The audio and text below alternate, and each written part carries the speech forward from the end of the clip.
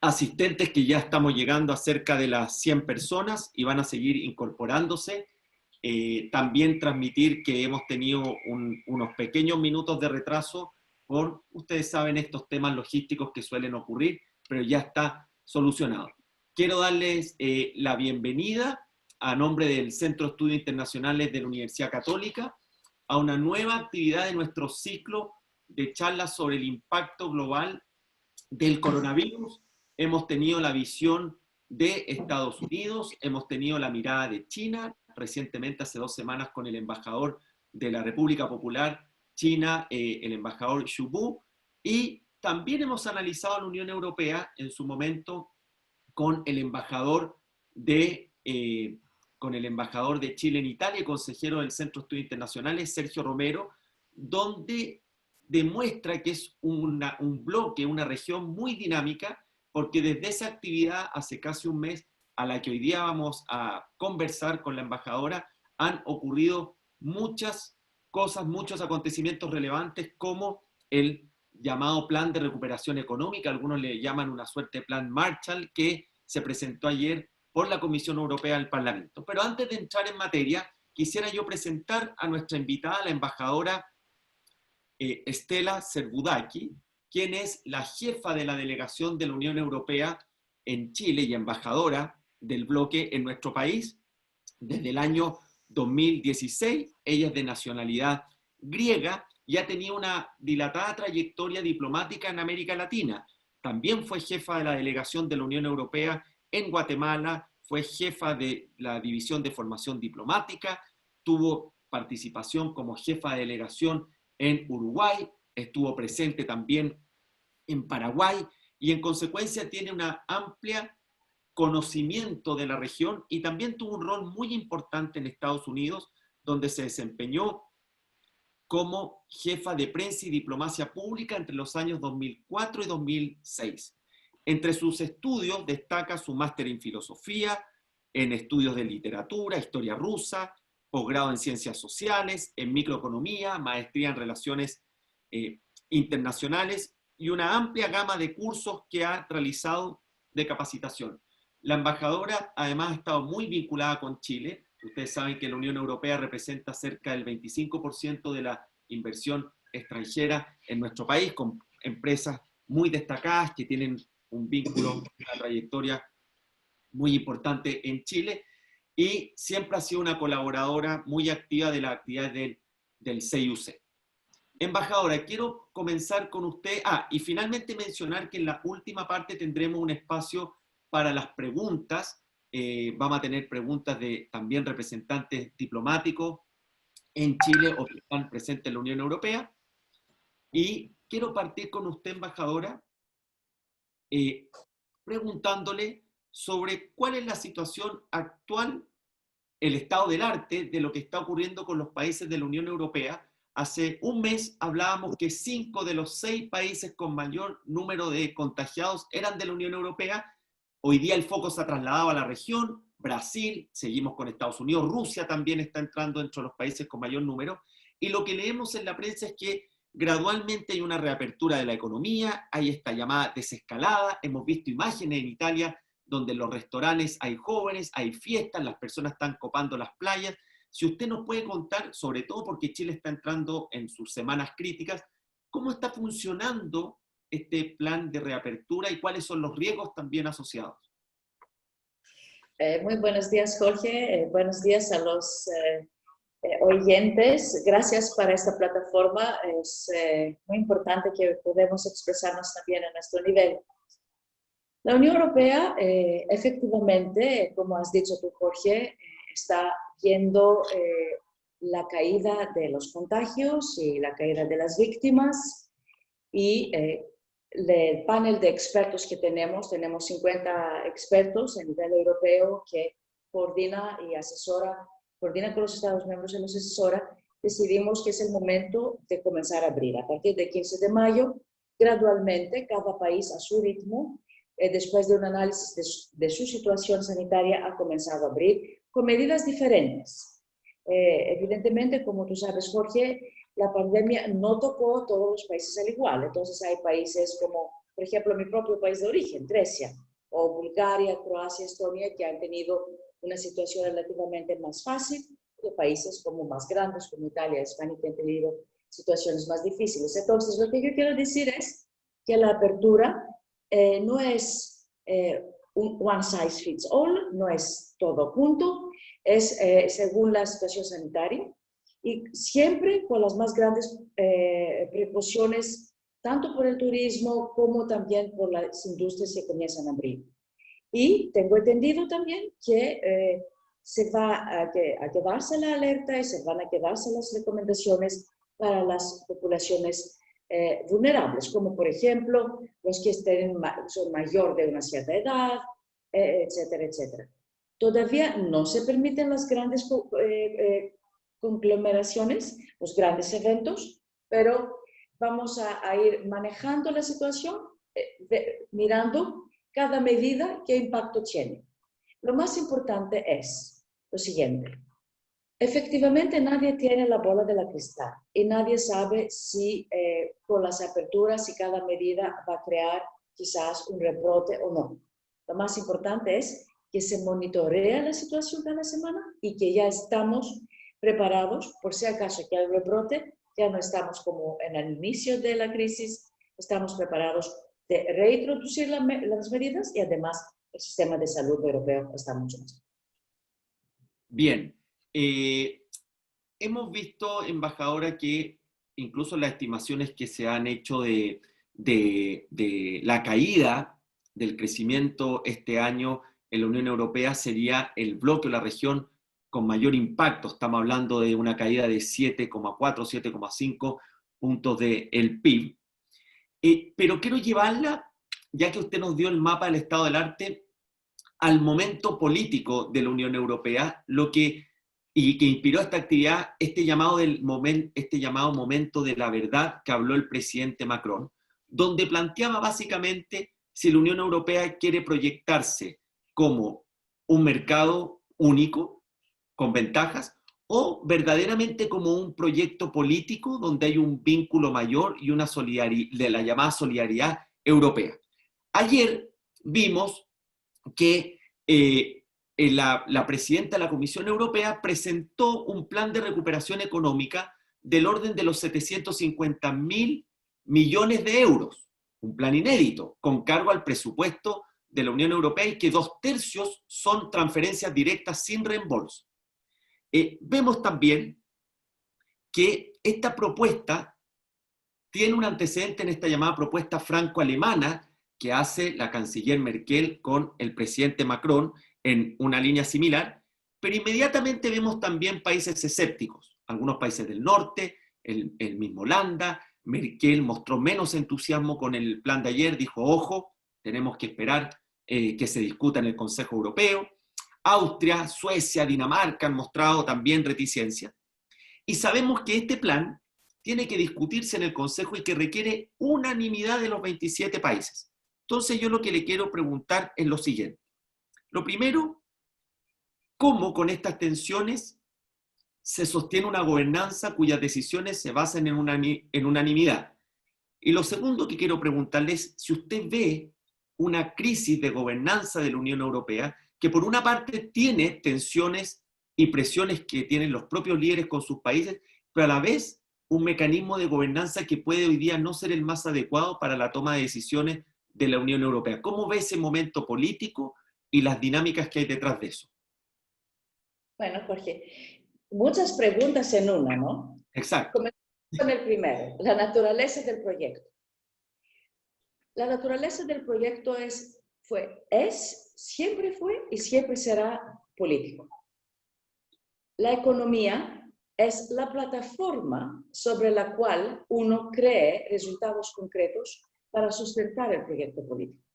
La Unión Europea comenzó como un proyecto de paz, después se creó el mercado interno para lograr a la prosperidad y a la movilidad y a la libertad.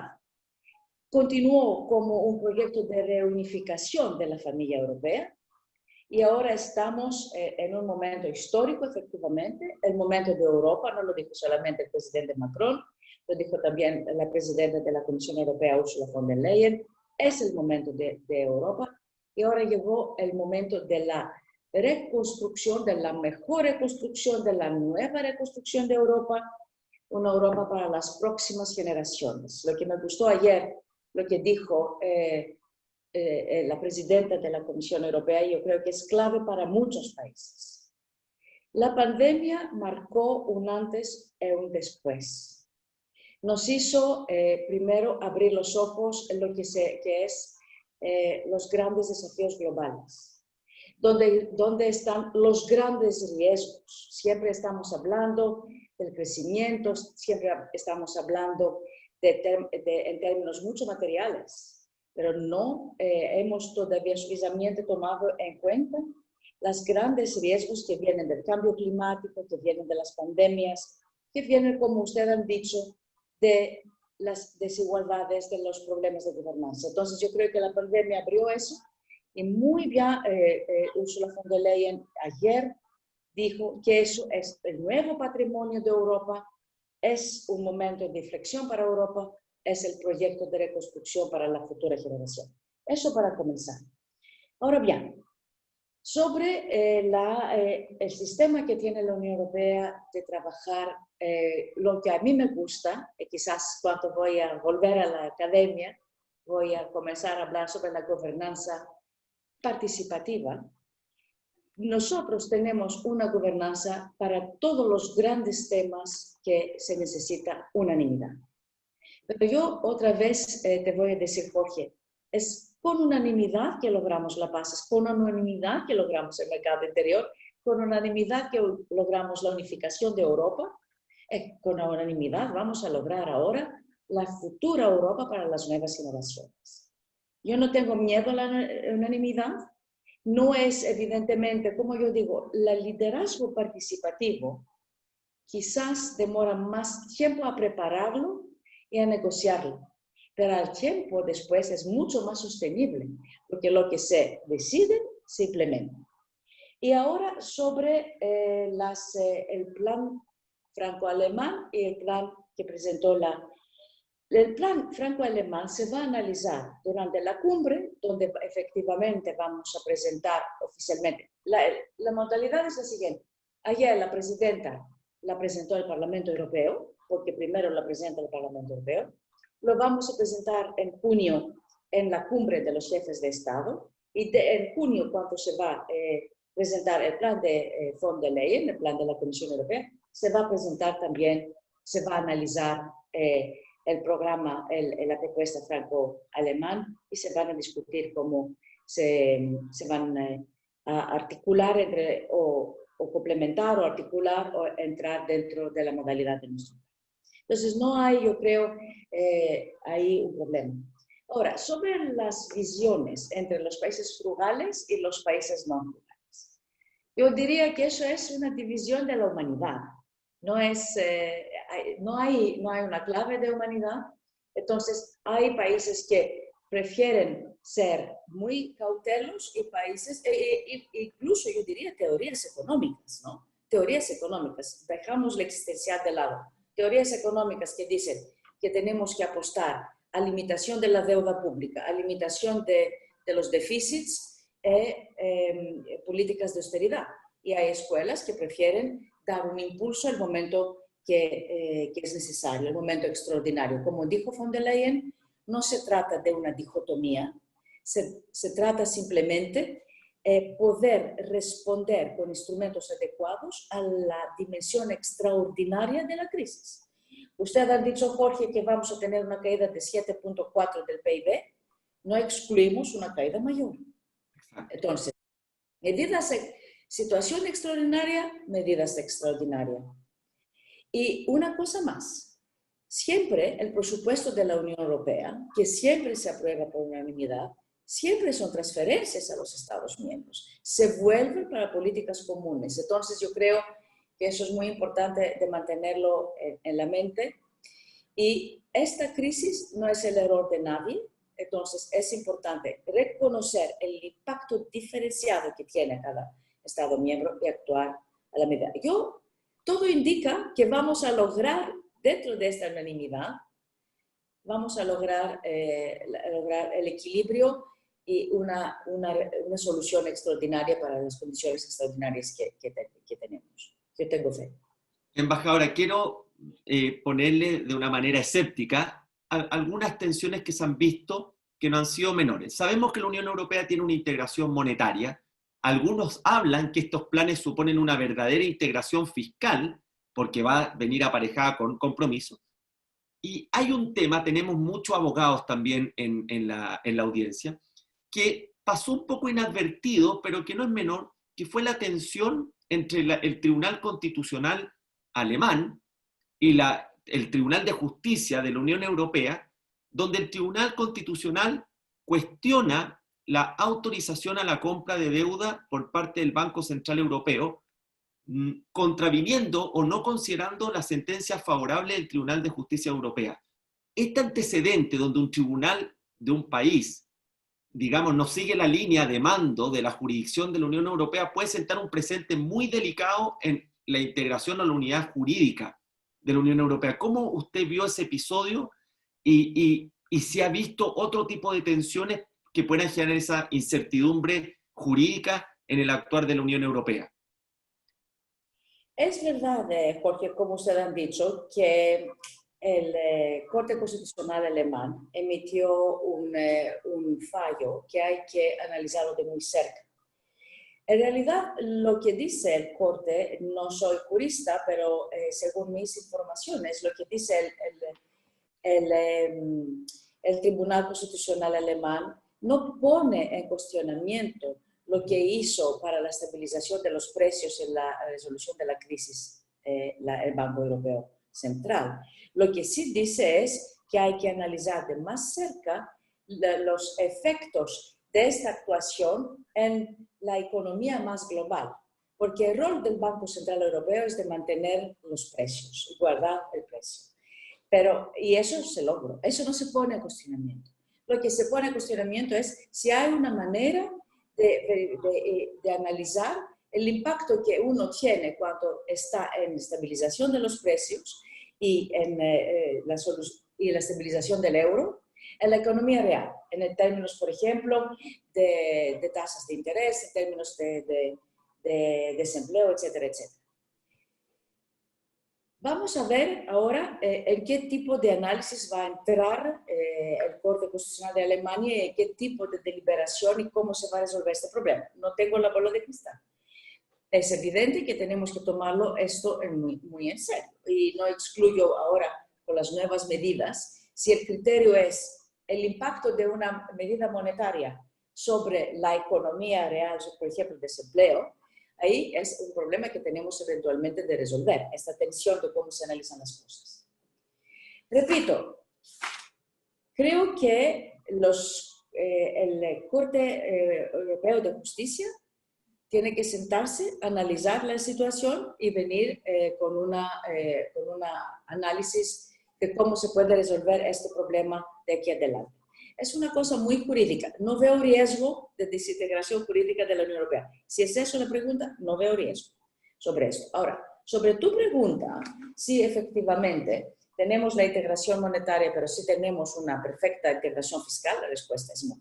Todavía no tenemos una perfecta integración fiscal y todavía no tenemos una perfecta política bancaria, de unidad bancaria. Entonces, estamos trabajando en eso y yo creo que si algo mostró la crisis y algo que va a llegar adelante es avances en estos ámbitos. Bien, estamos con la embajadora de la Unión Europea en Chile, Stella Servudaki, analizando los últimos acontecimientos de la Unión Europea y su proyección política futura.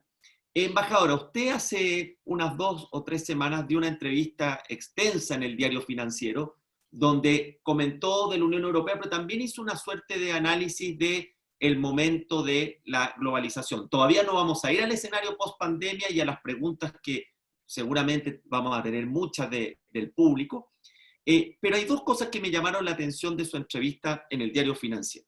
Usted dice, a propósito de la globalización, más que un término de la globalización, podemos estar hablando de un nuevo ciclo donde vamos a atraer, por ejemplo, las empresas más cerca del consumo, más que cadenas globales de valor, cadenas regionales de valor, etc. Lo primero que usted dice es que si algo va a salir muy fortalecido de esta crisis es el Estado. Entonces yo le quiero preguntar si usted puede profundizar en eso, pero a la vez decirle cómo pueden salir también más fortalecidos los estados si van a quedar con un nivel de deuda, de poco margen de acción fiscal brutal después de esta crisis donde han tenido que desplegar los mayores esfuerzos, pero esos esfuerzos finalmente van a tener que pagarse. ¿Cómo usted imagina este fortalecimiento del Estado en esas condiciones? No, gracias Jorge, porque mucha gente después de esta entrevista al Diario Financiero me han llamado sobre esto. Primero, yo lo dije eso y mantengo lo que dije. Yo pues, sigo considerando que de estas crisis lo que va a salir fortalecido es el concepto del Estado.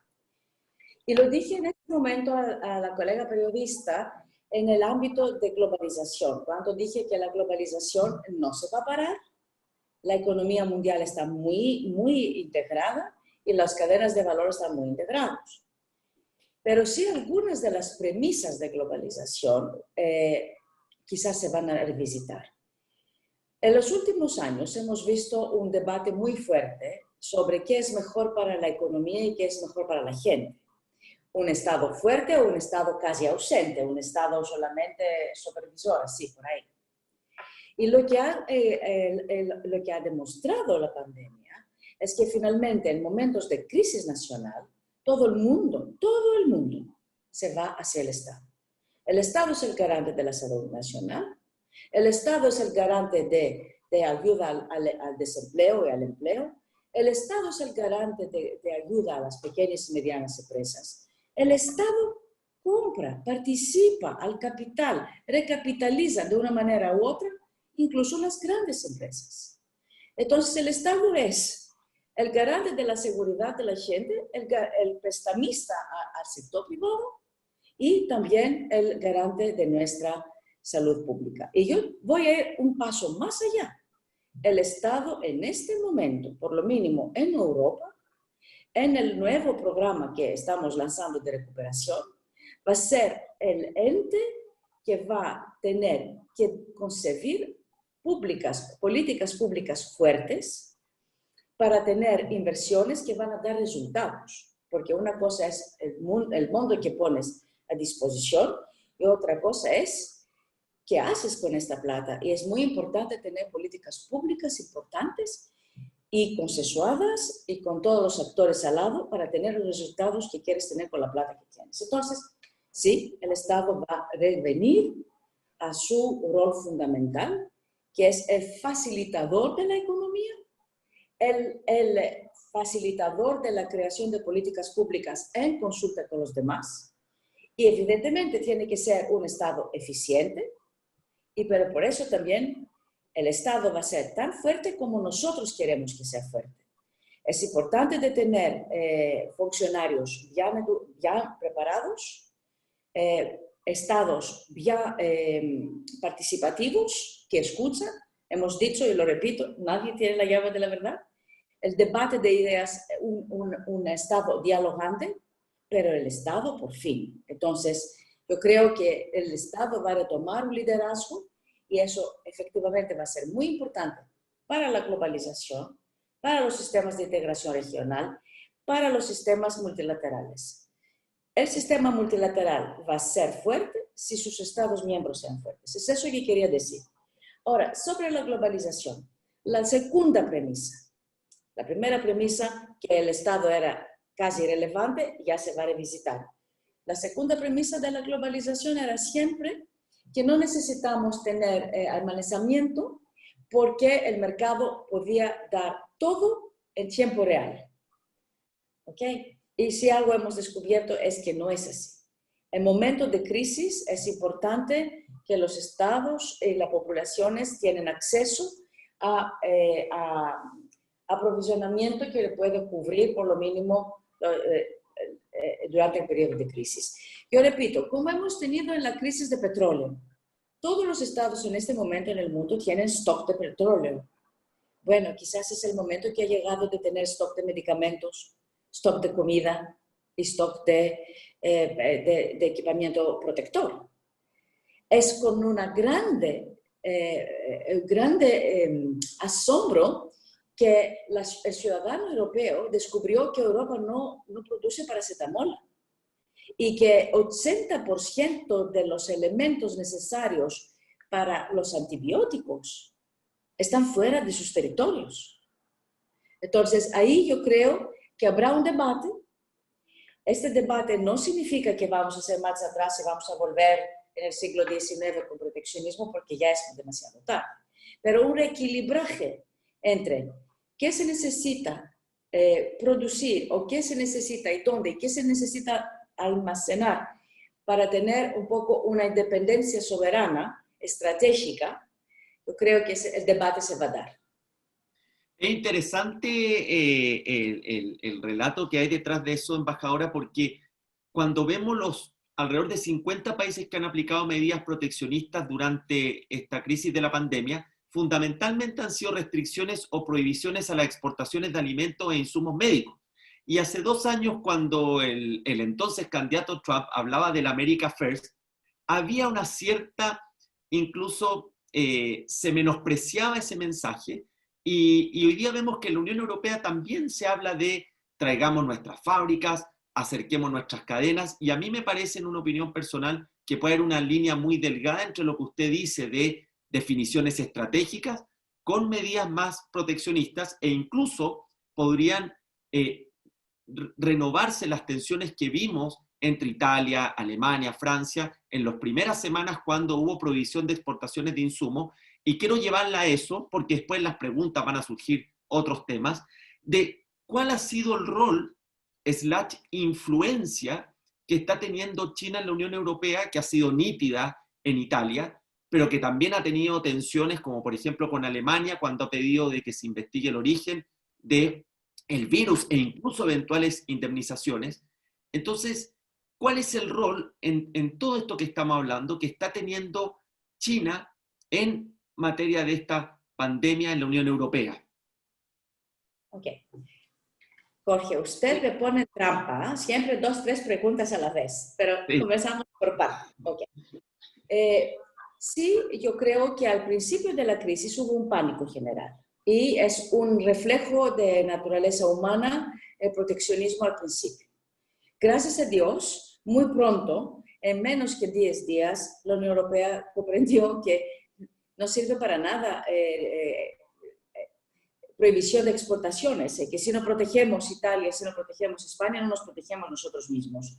Y ahora, para responder, el apoyo y la solidaridad, los signos de solidaridad que ha mostrado Francia, y no solamente, Rumania, Chequia, Polonia, a Italia y España fue enorme. Yo no quiero darles cifras de 1 millón de mascarillas, pacientes que le pusieron en los aviones y los helicópteros para los hospitales de Luxemburgo o de Alemania, etcétera, etcétera.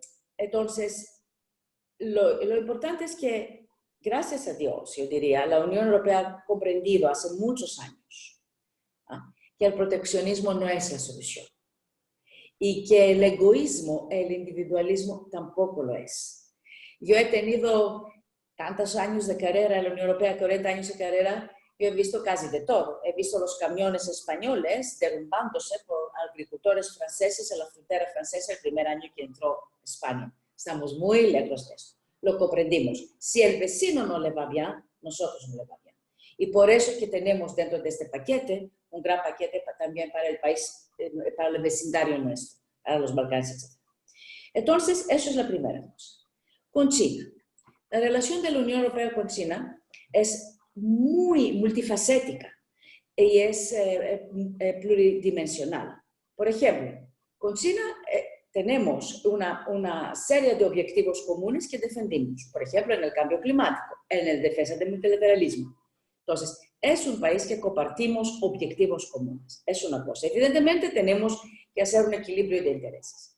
Después, es un país con el que negociamos. Estamos en este momento negociando un enorme acuerdo en el ámbito de las inversiones. Entonces, aquí también, para nosotros, es un socio negociador. Evidentemente, es también un competidor económico. Claro que sí, porque competimos en los varios mercados como todo. Y también, yo diría, eso es algo que lo ha dicho incluso el alto representante, es un rival sistémico. Estamos en este momento en un debate sobre los sistemas de gobernanza en el mundo.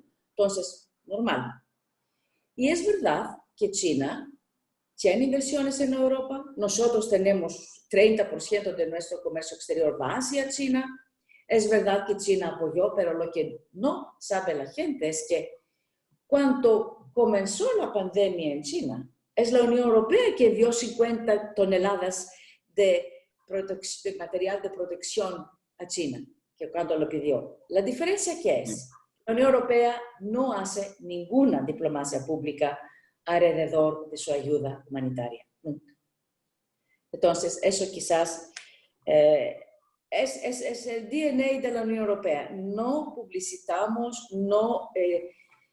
hay algunas cosas que para nosotros son tabú, que la ayuda humanitaria la decimos, la gente sabe que existe, ven la gente en el terreno, ven los cargamentos, pero no hacemos un trato.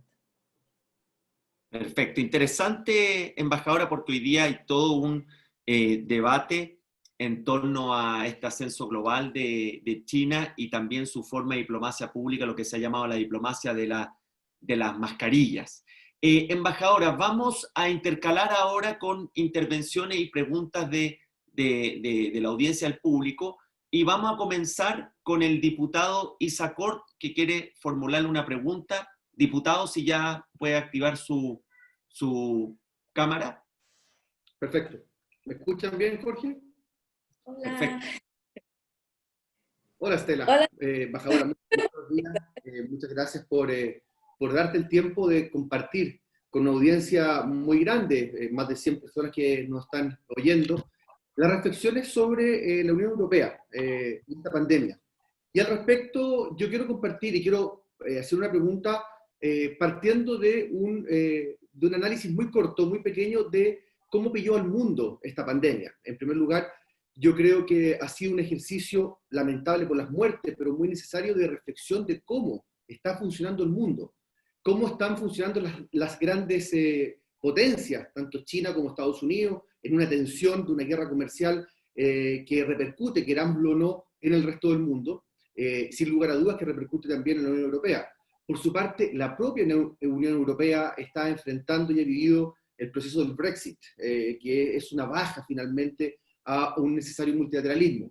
Y por último, también hemos visto cómo el resto del mundo está enfrentando procesos sociales, procesos políticos complejos. Chile es un buen ejemplo de aquello, pero no es la única situación a nivel mundial. Por lo tanto, nos pilla bien debilitados esta pandemia y nos obliga a tener que pensar el presente y el futuro. Y desde ese punto de vista, Chile con la Unión Europea llevan rondas de negociación para actualizar su Tratado de Libre Comercio hace bastante tiempo. De hecho, hemos tenido su presencia embajadora en la Comisión de Relaciones Exteriores de la Cámara de Diputados, hemos conversado los dos, más en privado también, esta situación.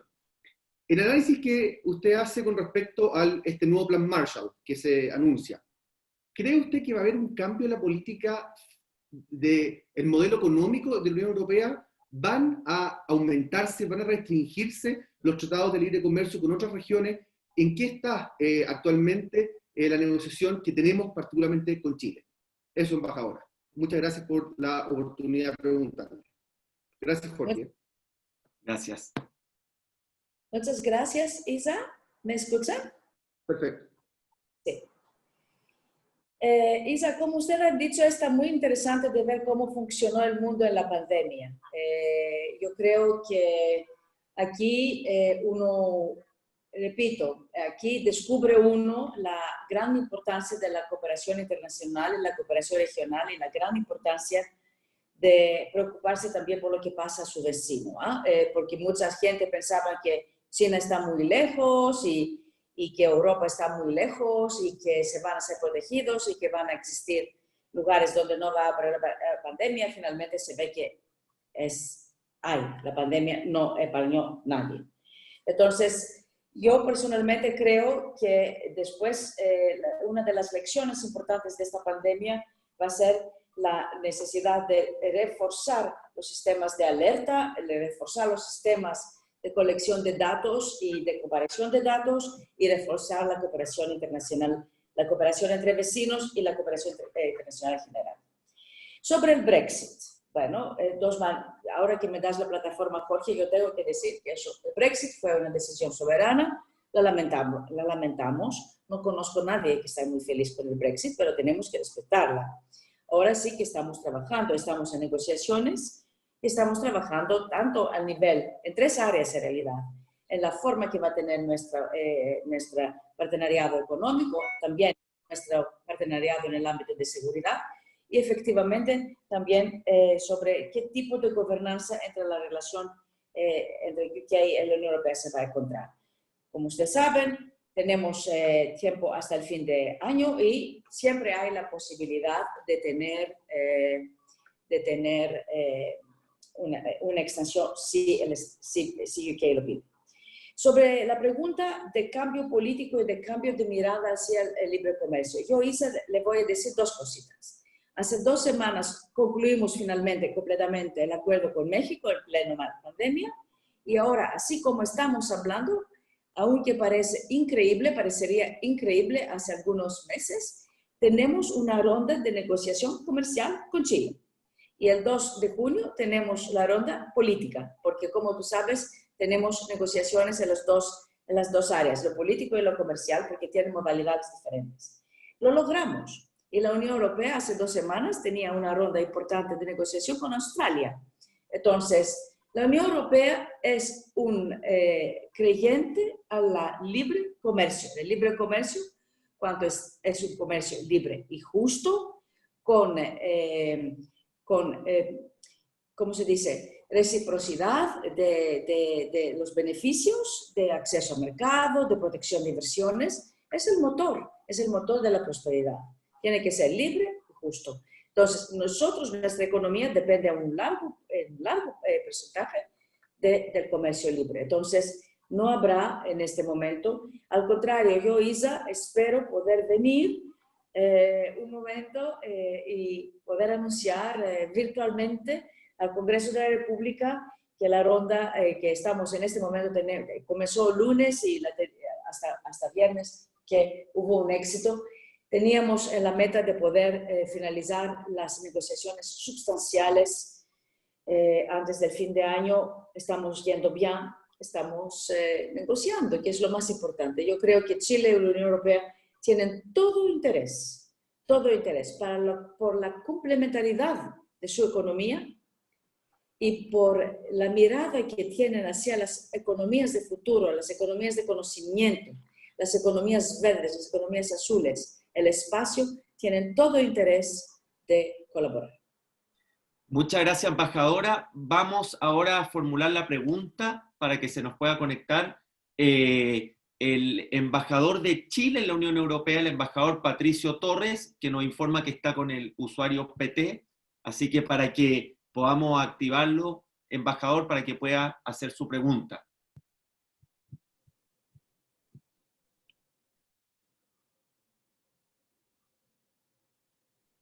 Embajador.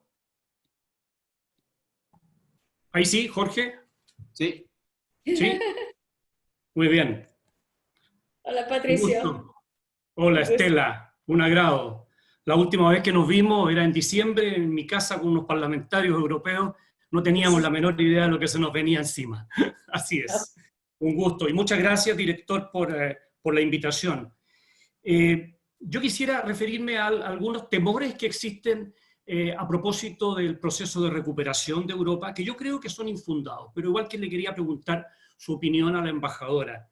Hay gente que piensa que el proceso de reconstrucción europeo va a incluir una cierta introspección, va a incluir tal vez que la atención se va a desviar hacia los problemas internos, lo que es natural, hacia los problemas de la Unión, y también eventualmente hacia el tremendo impacto que puede tener la pandemia en otras regiones distintas de la nuestra, ¿no? Distintas de América Latina, y África es lo que viene inmediatamente a la cabeza. ¿Piensa, embajadora, que pueda existir peligro, digamos, de que la cooperación, que en el caso de Chile y la Unión Europea ha sido histórica y ha sido tremendamente sustancial, se vea de alguna manera afectada con una región como la nuestra, entendiendo que hay programas en marcha. Es cierto, puede que no haya nuevos recursos, pero ¿cuál es su opinión respecto de cómo protegemos esa relación de cooperación tan importante de lo que va a significar, ¿no es cierto?, la reconstrucción social, económica y política, particularmente en Europa y en nuestros propios países, por supuesto? Eso. Bueno, querido Patricio, un placer de verte, me haces volver un poquito hacia Bruselas y me siento casi en los corredores de mi sede. Bueno, el proceso de recuperación y la reconstrucción va a ser complejo. Los fondos, yo creo que la Unión Europea va a actuar, ya actúa muy rápido. Hace 4 meses desde que la pandemia llegó, hizo mucho más que 4 años cuando hemos tenido el golpe de la crisis financiera. Solamente para decir que yo tengo fe que vamos a actuar muy rápido. Va a ser complejo porque se necesita de articularse alrededor de políticas públicas fuertes. Y los Estados miembros tienen que estar listos de proponer esos programas de políticas públicas en los 3 grandes ámbitos, ¿no? La economía verde, la digitalización, la transformación, las 2 transformaciones, la transformación a un carbono neutralidad y la digitalización y la resiliencia.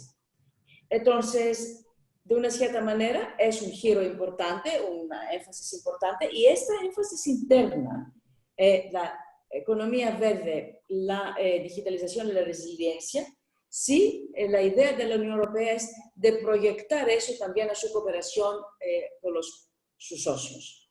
Entonces, efectivamente, por ejemplo, los grandes programas de cooperación que estamos diseñando, y quiero asegurarse, embajador, que la cooperación externa no se va a parar, al contrario, en lo que propuso von der Leyen, propuso un aumento de la cooperación, un aumento de la política exterior. Entonces no se va a ser afectada, porque repito, hemos comprendido que si le va mal al vecino, y el vecino amplio, si le va mal al mundo, le va mal a nosotros. Eso es claro.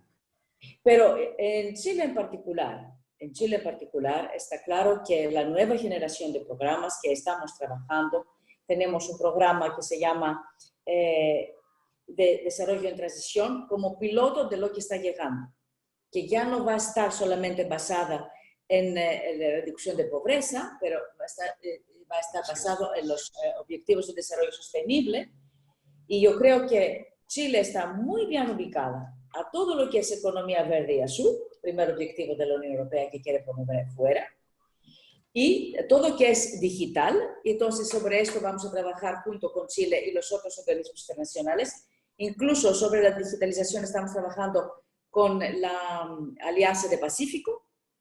Y todo lo que es resiliencia también yo creo que lo vamos a hacer. Por ejemplo, en este momento estamos con el gobierno de Chile mirando las posibilidades en el ámbito de una descentralización hacia la recuperación de economía de Chile, la resiliencia y la competitividad y, por ejemplo, el hidrógeno verde. Entonces no hay riesgo, no hay riesgo. Y ahí en América Latina, aparte, nuestro alto representante, y no solamente, tenemos una amplia gama de acuerdos bilaterales y que están ahí. América Latina quiere más Europa, Europa quiere una América Latina aún más fuerte. Así es. Muchas gracias, embajador, por su pregunta. Y vamos a pasar ahora, embajadora, a la pregunta de nuestro embajador de Chile en el Reino Unido, David Gallagher. Embajador Gallagher, si está ya para conectarse, que obviamente nos podrá compartir una experiencia muy interesante lo que está viendo él en el Reino Unido. Embajador.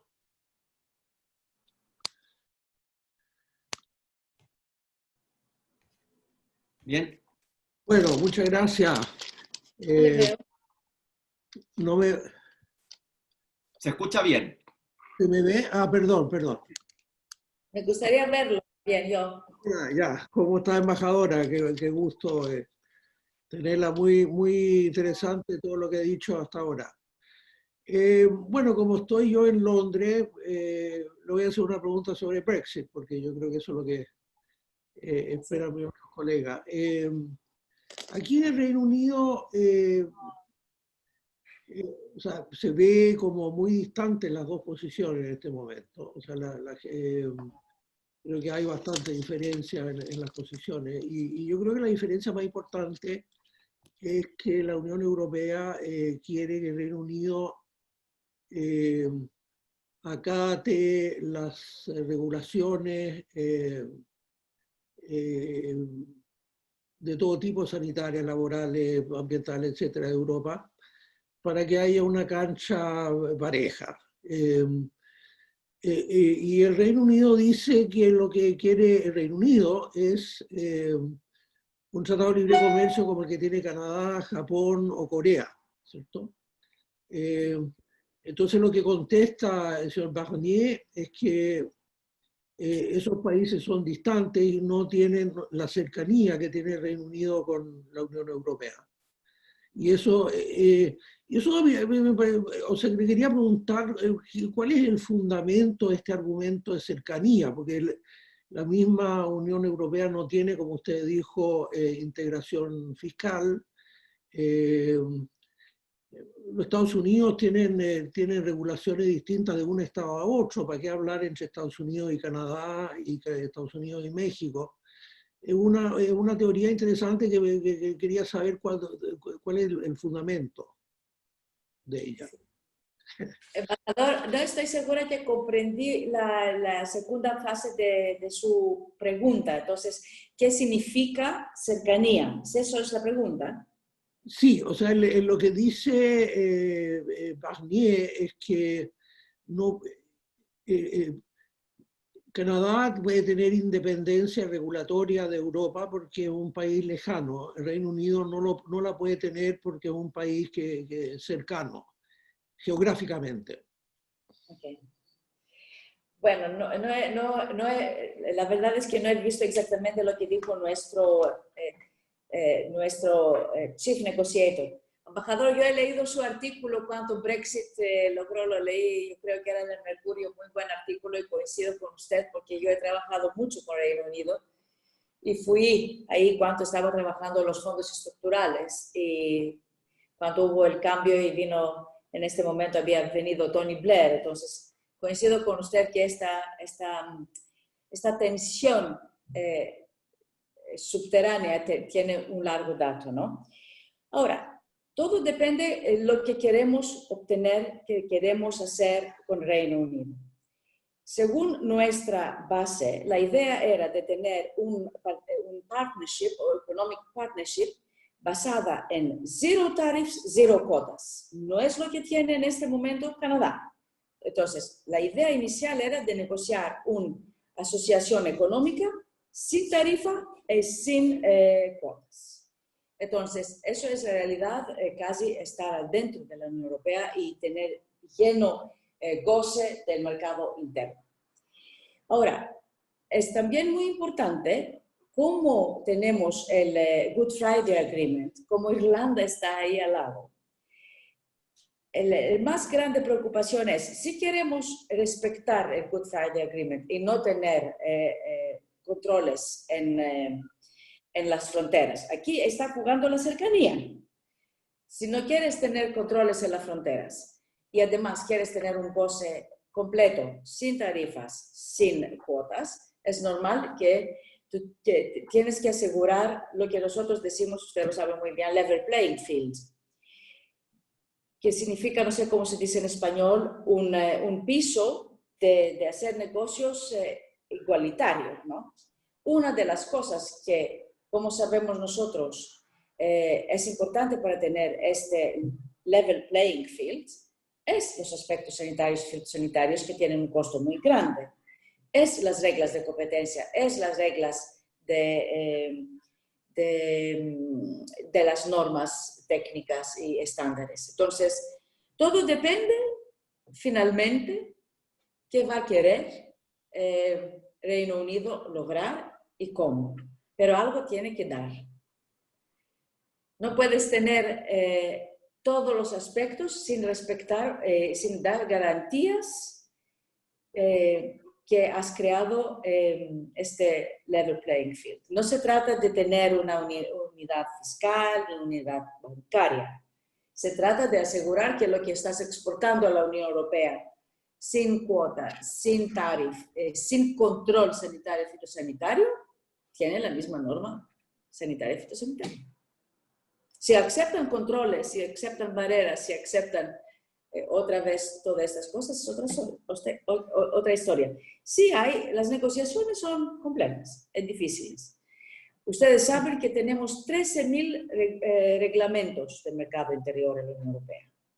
5.000 de estos ya están transpuestos directamente a la legislación británica, pero hay 8.000 que no están. Entonces, eso tenemos que tomarlo uno por uno para ver cómo, a qué nivel estamos cerca y a qué nivel estamos más lejanos.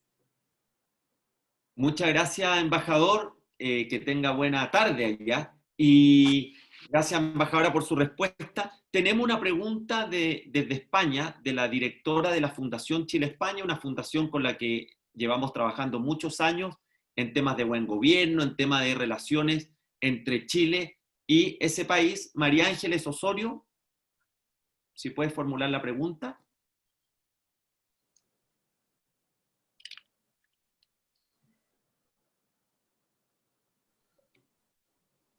Ahí viene María Ángeles.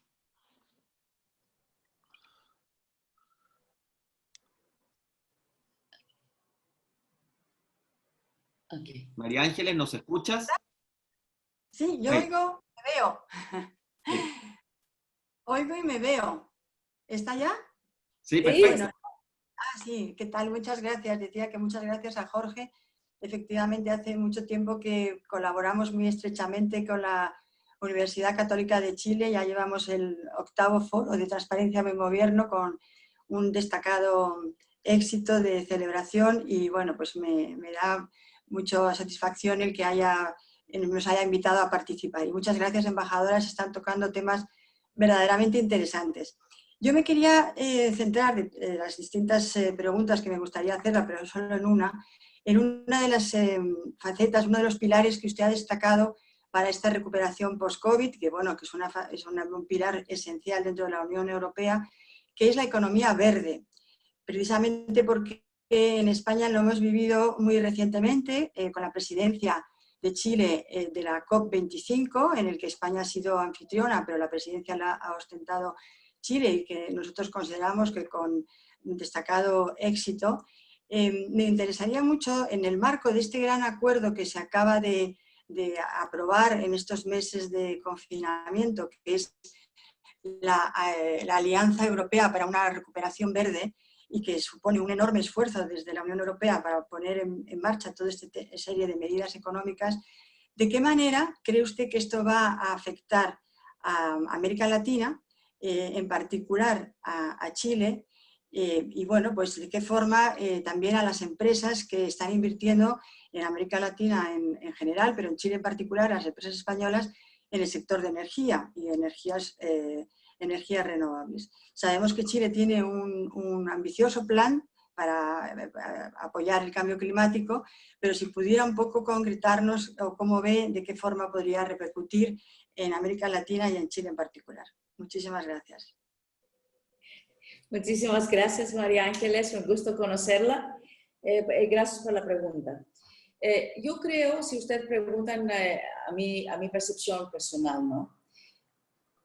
Si algo comprendió las nuevas autoridades de la Comisión Europea y en general los Estados miembros, es que en este momento estamos frente a una nueva generación en Europa, una generación que no conoció ni la guerra ni el problema de la división de la Guerra Fría, una generación muy conectada y muy consciente del planeta y muy lista de pedir cuentas a los gobiernos sobre cómo avanzan todas las acciones en el cambio climático y para la carbon neutralidad. Entonces, sí, la reconstrucción de Europa se va a hacer sobre base de la economía verde. Economía verde, que es un concepto amplio, tiene todo lo que es carbon neutralidad, nueva tecnología, innovación, pero también renovación de los edificios, una nueva manera de ver el transporte público, una nueva manera de articular la producción de energía, la transmisión de energía, etcétera, etcétera. Y eso estoy claro que lo va a exportar la Unión Europea. Va a tratar y va a dar prioridad a las inversiones en el mismo ámbito, economía verde y digitalización, en sus relaciones con sus socios. Entonces, sí, y yo creo, incluso tengo entendido esta mañana, no me ha dado el tiempo de mirar toda la prensa, que una importante empresa de generación de energía en Chile ha declarado que va a cerrar antes de lo previsto sus plantas de generación de energía sobre la base de carbón.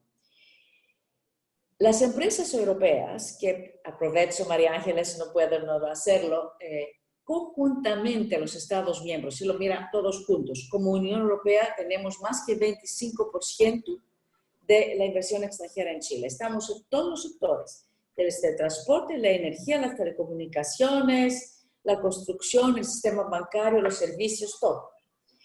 Entonces, tenemos un interés muy particular de seguir invirtiendo en Chile. Hay un cariño con Chile, hay una afinidad cultural con Chile, hay una confianza en Chile para la seguridad jurídica que ofrece y para la afinidad cultural. Yo creo que no hay que subestimar eso. Y las empresas europeas, las que están en el mundo, han comprendido muy bien por dónde va la prioridad de la Unión Europea. Entonces, yo creo, ya hemos, por ejemplo, cofinanciado importantes inversiones en la generación de renovables en Chile, de electricidad sobre fuentes renovables. Incluso hemos utilizado un mecanismo que vamos a utilizar una vez más probablemente a Chile, si es que Chile va a tener una ambiciosa política del hidrógeno verde. Yo me refiero ahora a lo que ya existe, que es el cero dominador. Entonces yo creo que las empresas europeas se van a posicionar muy bien en Chile de todo lo que es renovable, transporte renovable, electromovilidad, generación de energía limpia, etcétera, etcétera. Pero sí, las inversiones europeas van a ir por este lado. Una digitalización justa y una economía verde, economía de reciclaje, economía circular. Por ahí va, por ahí lo veo. Porque lo exige la nueva generación de europeos. Y porque el planeta lo exige, Jorge. Exacto. No queremos tener otra crisis como la pandemia, peor incluso con el cambio climático. Y yo me acuerdo, hace 8 años todo el mundo decía que después de SARS y de MERS, que íbamos a tener pandemias y que teníamos que ser preparados. Y no hemos prestado la atención adecuada a nuestros expertos. Bueno, yo espero que la pandemia va a ser una gran lección, que el cambio climático lo van a tomar en serio. No es una cuestión de algunos locos que piensan a las mariposas. Es una realidad social, económica, de seguridad nacional. Está aquí y no va a ir detrás si no actuamos.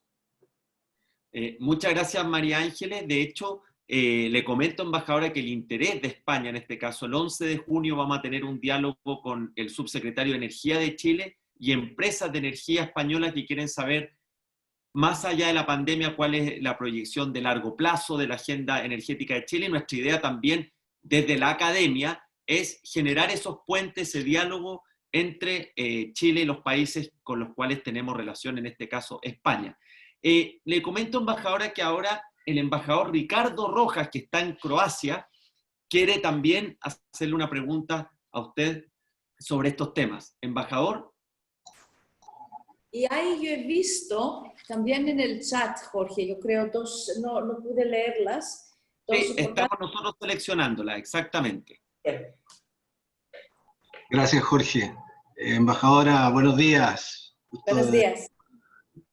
Yo quisiera referirme y solicitarle comentarios un poco influenciados por el área donde me encuentro, y es en relación a 2 temas y cómo la pandemia pudiera tener efecto en ellos. Uno es los Balcanes occidentales y el otro es el lanzamiento de la conferencia sobre el futuro de Europa. Previo a la crisis ha habido bastante debate sobre los dos.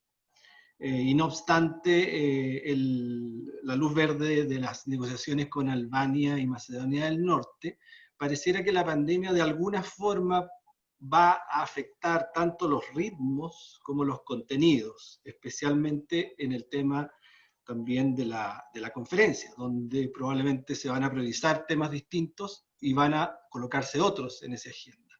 Y está en ella específicamente el tema del lanzamiento. Sobre eso quisiera escuchar sus comentarios, si es posible. Gracias.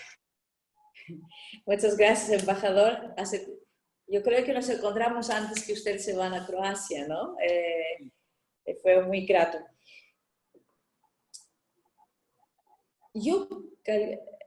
Una reflexión personal. Creo que tarde o temprano tenemos que encontrar una integración lo más amplia posible con los Balcanes. Una de las contribuciones que la Unión Europea ha logrado, que es la paz. La paz es un flor frágil que hay que cultivarlo todos los días. Entonces, la integración con los Balcanes, vamos a ver en qué vamos a lograr y cómo van a entrar, o si no van a entrar y cómo vamos a lograr en qué tipo. Es demasiado temprano. Yo creo que hemos abierto muchas negociaciones, hemos abierto muchos capítulos, estamos muy bien en eso, es imprescindible. No es una región fácil, yo vengo de los Balcanes, Grecia forma parte de los Balcanes, ustedes lo saben muy bien. No es una cosa fácil, pero a mí, cuando he visto el programa que propuso von der Leyen, nuestra presidenta, y que pone una cifra importante para la política de vecindario, me ha dado mucho placer y ha mostrado que la prioridad en los Balcanes está ahí y tiene que seguirse. Sobre el lanzamiento del futuro de Europa, estaba previsto ahora, pero ¿cómo se dice? Se fue desplazado. Yo tenía entendido que el gran tema era qué tipo de Europa queremos y qué tipo de gobernanza, qué tipo de repartición de competencias, qué articulación entre los Estados-naciones y los Estados miembros y nosotros, qué articulación con el vecindario. Ahora, tengo que decir, embajador, no sé exactamente qué son los temas que quieren poner los Balcanes en este debate, pero la ampliación de la Unión Europea forma parte del debate del futuro de Europa. Y tengo entendido que los Balcanes del Oeste ya han confirmado su decisión estratégica de integrar la Unión Europea. Son debates existenciales, son debates difíciles, pero yo creo que hay dos elementos importantes. Uno, que la Unión Europea ha comprendido que ella misma tiene que integrarse mejor, ella misma tiene que ser fuerte para poder ser fuerte hacia el exterior. La primera cosa. Y que sí tiene que asegurarse prosperidad, democracia, libertad y paz en el continente, el proceso de ampliación e integración tiene que seguir adelante. Y además los grandes temas de autonomía estratégica significa que tienes que tener un peso más grande.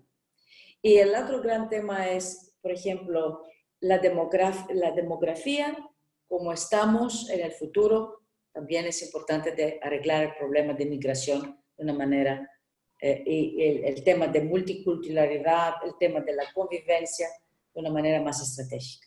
Entonces yo tengo fe en el proceso con los Balcanes, tengo fe que la Unión Europea, que ya ha aprobado 3 billones de euros para los Balcanes, va a dar resultados. Los pueblos lo quieren, hay un anhelo. Yo me acuerdo porque estaba testigo de la gran ampliación del Big Bang con los 10 estados que después de la unificación de Europa entraron en la Unión Europea. Rumania, Bulgaria, los últimos, Croacia. No fue fácil. Es una inversión, pero es una inversión a la futura, es una inversión ineluctable. Para mí, yo creo que los Balcanes son el destino de la Unión Europea, pero eso es a nivel personal. ¿Me permites, Jorge, de decir algo a nivel de Stella y no de la Unión Europea, no? No me escuchas, Jorge. Ahí sí me escucha, sí. Sí. Bueno, por supuesto, embajadora, muchas gracias. Tenemos, embajadora, nos están haciendo algunas preguntas. Gracias, embajador Rojas. A ver si Gracias, embajador. podemos... Eso. Gracias a usted. Y ya estamos en la parte final de la conferencia, embajadora. Hemos tocado distintos temas. Yo acá tengo un listado también de materias que podrían abordarse en una próxima oportunidad. Y quiero dejarle la última intervención a José Luis Parra, que es académico de la Universidad Católica, trabaja en la vicerrectoría en la recientemente creada vicerrectoría de Relaciones Internacionales de la universidad y además director del Observatorio de la Alianza del Pacífico. Embajador, ¿usted quería decir algo personal antes de la pregunta? ¿Me escucha? Embajadora, ¿me escucha? Yo sí. Sí. Usted No, quería no. mencionar... Yo dije que a nivel personal, yo considero que los Balcanes es el destino de la Unión Europea. A nivel personal. Muy bien. Ya, perfecto. Ya. Entonces, José Luis Parra, con su pregunta. Gracias, Jorge, por la invitación y por esta conferencia tan importante y tan interesante para tener la visión específicamente de lo que está pasando desde la Unión Europea. Embajadora, muchísimas gracias por cada una de sus intervenciones y por la claridad con que ha presentado la mirada desde la Unión Europea. Y precisamente al respecto yo quería abordar cuál sería el rol que usted cree que debe tener la Unión Europea en el futuro respecto a este nuevo multilateralismo que se tiene que dar en medio de esta polarización que tenemos entre Estados Unidos y China. Y particularmente viéndolo desde la Alianza del Pacífico, usted ve que nuestra región lamentablemente no hemos podido trabajar de manera conjunta para abordar esta crisis sanitaria. Y entonces la mirada de muchos es, oye, si tenemos un tema económico tan profundo, además de un tema sanitario, entonces ese tema de la integración hay que moverlo para más adelante. Su mirada y su explicación para mí, y yo concuerdo con ella, es todo lo contrario. En los momentos de crisis tan profundas como la que estamos viviendo en la región, que nos pilla, como también lo comentaba el diputado Isa, en una situación económica muy mala, con años de bajo crecimiento, entonces pienso yo que es cuando más nosotros necesitamos una integración en la región, porque si se da esta polarización y nos pilla de manera individual, tratando de atender nuestras necesidades, no vamos a poder salir adelante. Entonces, me gustaría escuchar de usted, digamos, el rol que usted cree que tiene que cumplir la Unión Europea y cómo pueden ustedes apoyar a la integración en nuestra región latinoamericana. Gracias, embajadora. Muchas gracias, José Luis. No, muchas gracias, José Luis, por la pregunta. Bueno, la Unión Europea siempre ha visionado su rol como un rol puente. La Unión Europea, de su manera silenciosa,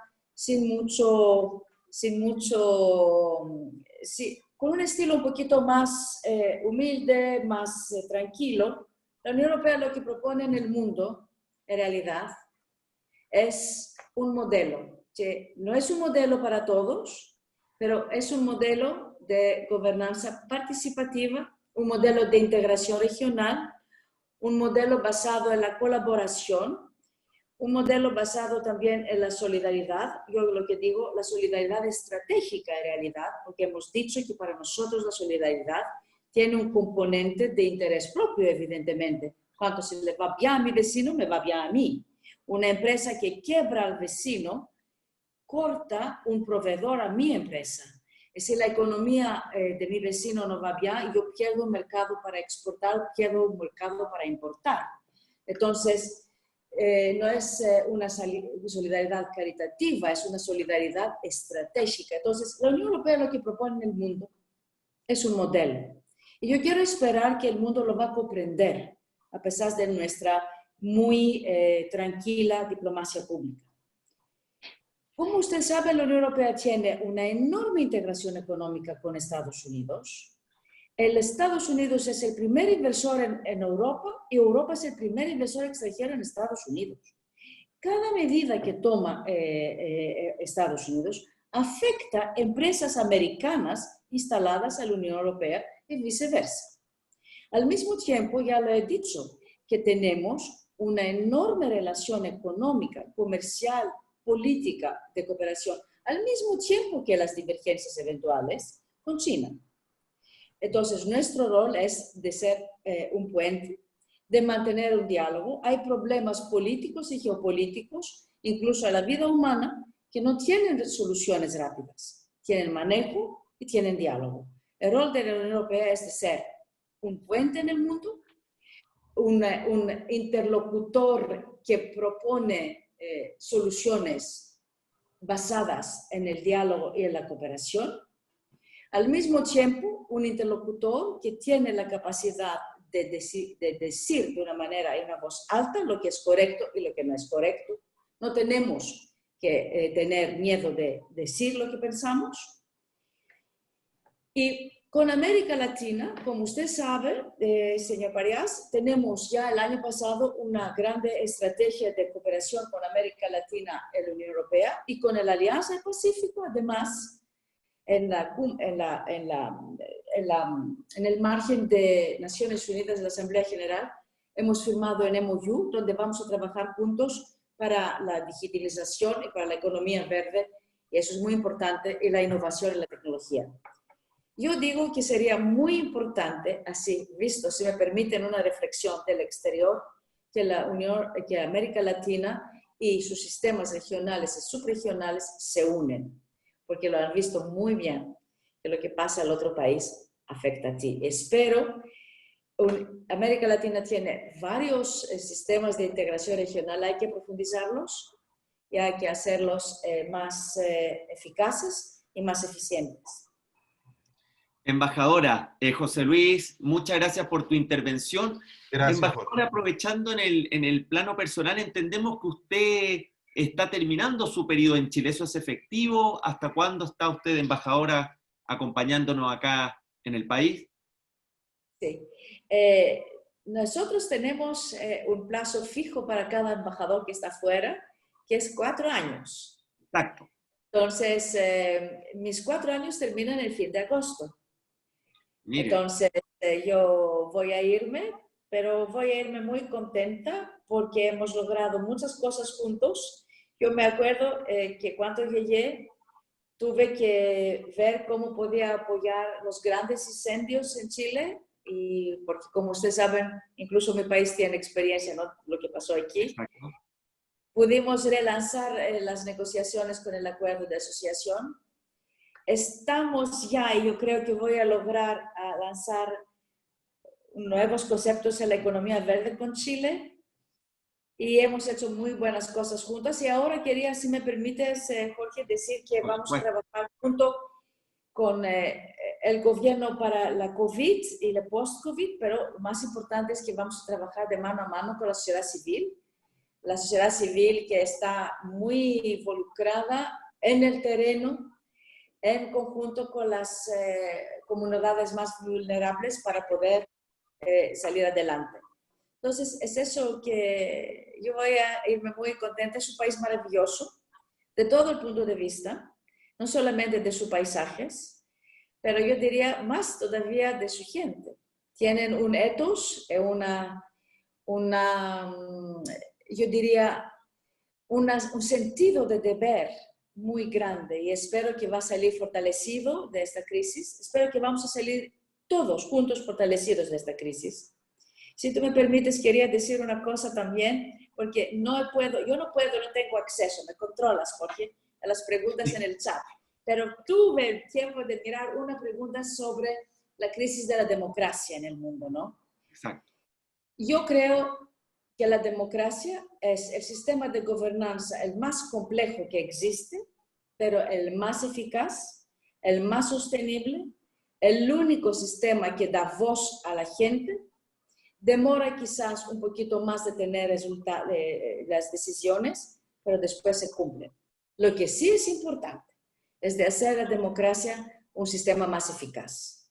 encontrar los mecanismos de involucrar más voces, de responder a las voces cuando no podemos tomar todas las ideas, porque tarde o temprano hay que tomar unas decisiones y no siempre es fácil de tomar todas las ideas en consideración, pero siempre es importante escuchar todas y siempre es importante de dar una retroalimentación a las ideas que no se han tomado en cuenta y por qué. Entonces yo creo estos sistemas que ha tenido la Unión Europea, yo me tocó a presidir más que 100 comisiones consultivas cuando hemos hecho la más grande reforma de la política agrícola común, y yo aprendí mucho cómo los sistemas participativos de gobernanza dan resultados muy fuertes y fortalecen la democracia. Yo hago un voto para la democracia en el mundo. Muy bien, embajadora, efectivamente hay muchas preguntas, también me han llegado a mí por WhatsApp, cuando usted ve que miro hacia abajo porque van llegando preguntas, comentarios, tuvimos participación en el momento PIC de 140 personas, que es una muy buena asistencia para este tipo de actividades, embajadores de distintas reparticiones de Chile en el mundo, embajadores extranjeros también de la Unión Europea que están en Chile, y le quiero agradecer a nombre del Centro de Estudios Internacionales, embajadora, porque fue una presentación, una conversación muy franca, muy directa, muy clara, y nosotros sabíamos que usted se caracteriza por poner conceptos, y eso es lo que queríamos ver también la impresión, sus definiciones en la materia, y ya veremos en junio qué es lo que resulta de ese Consejo Europeo respecto a los planes de reactivación. Le quiero desear un muy buen día, suerte en su confinamiento, y que pueda disfrutar estos últimos meses acá en Chile. Y aprovecho también de despedirme de todos quienes nos acompañaron y nos acompañan siempre en las actividades del CIUC. Que tengan muy buen día. Muchas gracias, Jorge. Gracias por el interés a la Unión Europea. Yo como diría, la Unión Europea tiene cariño a Chile. Espero que Chile va a tener cariño a la Unión Europea. La Unión Europea va a salir adelante. 40 años estoy ahí, he visto de todo. Y he visto cada vez que de los debates salimos fortalecidos. Y una última pregunta que pudo ver es el Schengen se va a fortalecer, no se preocupe. Eso es una verdad. Muchas gracias por la plataforma, Jorge. Suerte. Muchas gracias a todos. Recuerden que va a estar grabada esta sesión para quienes no pudieron verla completa. Vamos a dejarla en nuestra página web y en nuestras redes sociales del CIUC. Muy buenos días. Gracias a usted. Okay. Súper. ¿Sí? Sí, tengo una mujer brillante. Yo pensaba cambiar de mujer, pero